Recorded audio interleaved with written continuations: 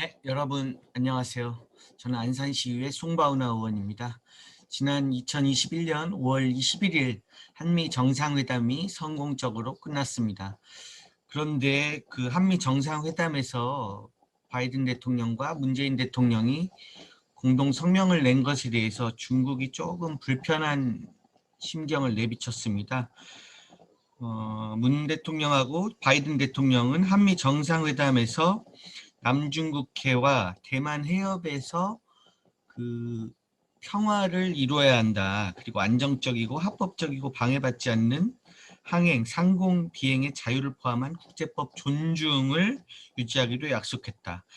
이 말에 대해서 자올리젠 중국 외교부 대변인은 24일 저희 문 대통령이 귀국하고 나서 이틀 후인 24일 한미 정상회담 결과에 대해서 반발하는 입장을 발표했습니다. 중국 측은 공동성명을 관심 있게 봤다면서 한미 관계 발전은 평화의 발전을 촉진하는 데 도움이 되어야지 반대로 가면 안 되고 더더욱 해쳐서는 안 된다.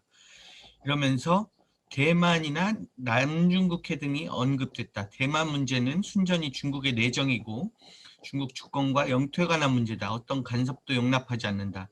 그리고 남중국해에 대해서는 각국은 국제법에 의거해서 남중국해에서 항행, 상공의 비행의 자유를 누리고 있다. 이렇게 반발을 했다고 합니다. 도대체 대만 문제는 그렇다 치고 남중국해가 어떤 영향이 있길래 이렇게 중국이 반발을 하는 것인지 한번 살펴보시겠습니다. 일단 남중국해가 어딘지 한번 지도를 통해서 살펴보시겠습니다.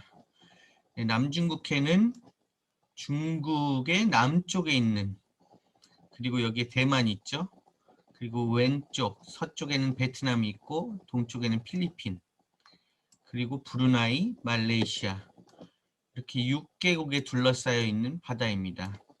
이 바다를 둘러싸고 어떤 문제가 있길래 중국이 이런 반발을 하고 있는지 한번 살펴보시겠습니다.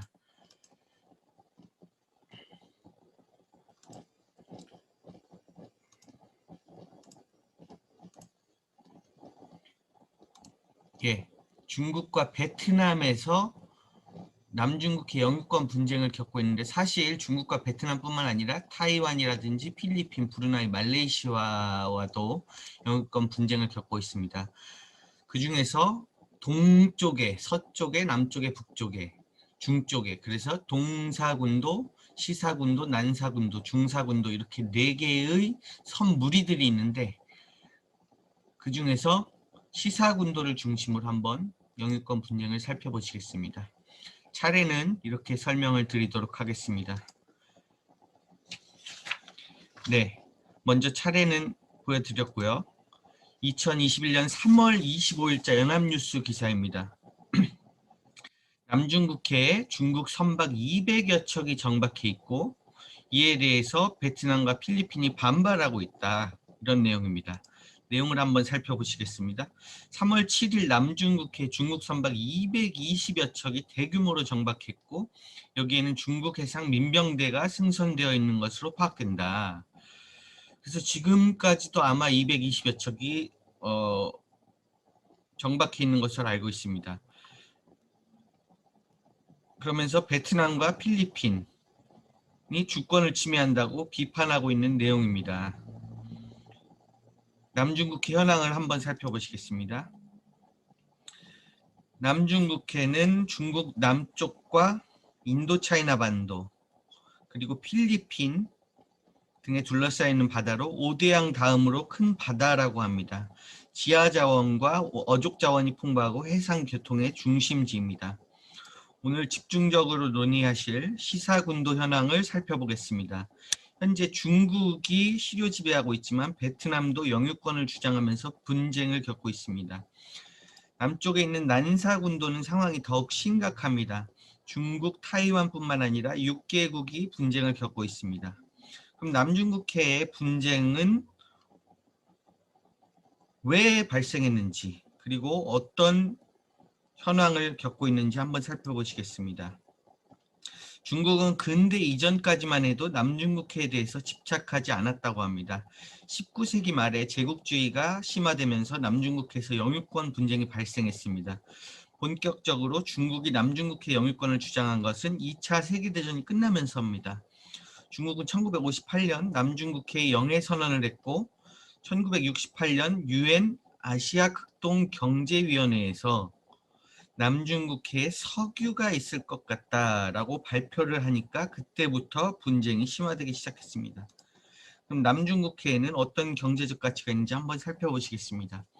미국 에너지청을 따르면 110억 배럴의 석유와 190조 세제곱피트의 어마무시한 천연가스가 있을 것으로 추정된다고 합니다. 또한 어획량은 전 세계 어획량의 10%로 추정되고 전 세계 교역량의 56%가 남중국해를 지나간다고 합니다. 또 한국, 중국, 일본의 3국의 석유와 천연가스 수입의 90%가 이곳을 지나갑니다. 남중국해는 안보적으로도 매우 중요합니다. 특히 미국에 있어서 괌과 일본에 있는 해군기지에서 인도양을 잇는 최단 항로라고 합니다. 다음 남중국해 영유권 분쟁 실태를 살펴보시겠습니다. 동사군도는 타이완이 시로 지배하고 있지만 중국도 주장을 하면서 분쟁을 겪고 있습니다. 시사군도는 중국이 시로 지배하고 있지만 타이완과 베트남과 분쟁 지역입니다. 오늘은 중국과 베트남의 분쟁 상황만 살펴보시겠습니다. 난사군도는 중국과 타이완, 베트남, 필리핀, 말레이시아가 일부씩 점유하고 있는 상태로 브루나이까지 총 6개국이 영유권을 주장하고 있습니다.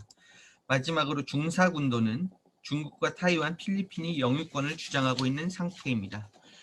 각국의 주장을 살펴보시겠습니다. 먼저 중국은 후한 시기에 시사군도와 난사군도를 발견했고 명나라 시기 정화의 원정으로 주권을 행사했다고 주장하고 있습니다. 베트남은 중국의 주장을 반박하면서 15세기부터 남중국해의 섬들의 영유권을 표기해왔다고 주장합니다. 필리핀은 제2차 세계대전이 끝나고 무주지였던 난사군도에 1947년 선점하면서 영유권을 갖게 됐다고 주장하고 있습니다. 말레이시아와 브루나이는 200캐린의 자국의 배타적 경제수역의 섬에 대해서만 영유권을 주장하고 있습니다. 하지만 남중국해 분쟁에는 딜레마가 있습니다. 유엔 해양법 제121조에 따르면 섬은 만조시 물 위에 있고 자연적으로 형성된 땅을 말합니다. 60조 8항에는 인공섬이나 인공구조물은 섬이 아닙니다. 그럼에도 각국은 암초들에 대해서 영유권을 주장하고 있고 중국은 인공섬, 콘크리트를 갖다 부으면서 영유권을 주장하고 있는 상태입니다. 중국은 1992년 영해법을 제정해서 남중국해 전역에 대해서 영유권을 명시하고 영해를 침범한 외국 함정을 추적하고 격퇴할 수 있다고 명시하면서 아주 세게 나오고 있습니다. 2013년에는 필리핀이 국제상설중재재판소에 중국을 제소했는데요. 2016년에 판결이 나왔습니다. 중국의 주장은 국제법적인 근거가 없다. 이렇게 판결을 내렸는데 중국은 판결 내용 수용을 거부하면서 오히려 필리핀이 단독 제소한 것이 국제법 위반이라는 억지를 피우고 있습니다. 다음은 중국과 베트남의 시사군도 분쟁에 대해서 자세히 살펴보시겠습니다. 시사군도 근대 이전 역사를 살펴보시겠습니다. 중국은 주나라 때 남중국해를 남해라 명명하고 후한 시기에 시사군도를 발견했다고 합니다. 하지만 명나라와 청나라의 지리서와 지도에는 시사군도를 외국의 영역으로 명시하고 있었습니다. 베트남의 경우에는 15세기 남중국해를 각종 기록에 표기하기 시작했고 호황사부대라는 민병 수군을 편성해서 관리와 함께 시사군도에 파견하고 수목을 심거나 비석을 설치하면서 관리를 했습니다. 또한 19세기 각종 기록에는 시사군도를 베트남의 고유 영토로 표기하고 있었습니다. 서양인들 역시 시사군도를 베트남의 영토로 당시에 표기하고 있었습니다. 다음은 시사군도의 분쟁 과정에 대해서 살펴보겠습니다. 분쟁의 기원은 19세기 말 일본의 제국주의적 침략에 있습니다. 일본이 타이완을 점령하면서 동사군도를 타이완으로 편입하려고 했지만 중국이 반발하면서 무산됐습니다. 그때부터 중국은 남중국해에 눈을 뜨게 됩니다. 중국은 남중국해를 탐사하면서 20세기 초 시사군도의 영유권을 선언하고 행정구역으로 편입했습니다. 하지만 시사군도의 주인은 얼마 안 있어서 프랑스로 바뀌는데요. 프랑스가 베트남을 식민 지배하고 있었습니다. 그때 당시 프랑스가 시사군도의 영유권은 베트남에 있다고 선언하면서 1930년대에 시료 지배하게 됩니다. 하지만 얼마 안 있어서 2차 세계대전을 겪으면서 일본이 남중국해를 점령합니다. 그러면서 주인이 일본으로 바뀌게 됩니다. 2차 세계대전에서 일본이 아시다시피 패배합니다. 그리고 샌프란시스코 강화 조약이 1951년에 있었는데 이때 일본이 소유하고 있던 각 식민 지배를 하고 있던 조선을 포함해서 영토들을 반환해야 된다. 이렇게 했는데 남중국해에 대해서는 이 섬들이 어느 나라로 가야 할지 명확하게 하지 않아서 불씨가 이렇게 남게 된 겁니다. 그래서 1974년 이전까지는 시사군도의 반반씩, 동쪽은 중국이, 서쪽은 베트남이 점유하고 있었습니다. 그런데 1974년 베트남 전쟁이 끝나갈 무렵이었습니다. 이때 끝나갈 무렵에 정신이 없는 틈을 타서 중국이 시사군도를 전체를 무력으로 빼앗게 됩니다. 말 그대로 도둑질을 한 거죠. 예. 다음으로 시사군도의 분쟁 현황에 대해서 살펴보시겠습니다. 1974년도에 중국이 시사군도를 여기 국제법적으로 이렇게 정식 명칭은 파라셀 군도라고도 하는데요. 탈출하고 나서 83년까지 시사군도에 있는 영흥도라는 섬이 있습니다. 네, 영흥도라는 섬뿐만 아니라 여기 보시다시피 지도에 각종 섬에다가 큰 규모의 활주로 그리고 항만을 건설하게 됩니다. 이 지정학적 위치를 봤을 때 시사군도는 중국에서 남사군도, 난사군도, 여기 파라셀 군도 밑에 난사군도로 가는 길목에 있습니다. 그렇기 때문에 난사군도까지 지배를 하기 위해서 항공관제센터를 시사군도에다가 만듭니다. 그래서 난사군도 감시 능력을 제고시키고 시사군도에 전방위적으로 전초기지, 항구, 경납고, 미사일 포대 등을 설치하고 여기서 군사훈련 등을 하기도 합니다. 또 베트남하고는 시사군도에서 공동으로 석유를 시추하자 2013년에 이렇게 약속을 했는데 그걸 1년 만에 어기고서 2014년에 단독으로 석유 시추 작업을 합니다. 그러면서 베트남에서는 대규모 반중 시위가 발생을 했습니다.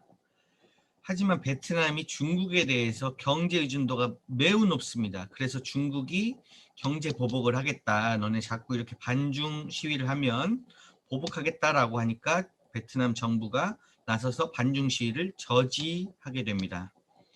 그래서 베트남은 실질적으로 시사군도에 대해서 중국에 대해서 규탄은 하고 있지만 물리적 충돌은 회피해 오고 있습니다. 대신에 미국의 군함들이 베트남에 기항하는 것을 허락하고 그런 식으로 해서 중국을 간접적으로 견제하는 경향이 큽니다. 네, 남중국해는 당사국들 뿐만 아니라 앞서 말씀드렸듯이 우리나라와 일본, 미국에도 중요한 해역이기 때문에 우리나라와 일본 그리고 미국과 중국의 갈등을 살펴보는 것은 의미가 있다고 생각을 하겠습니다. 먼저 한국과 일본의 입장을 살펴보시겠습니다.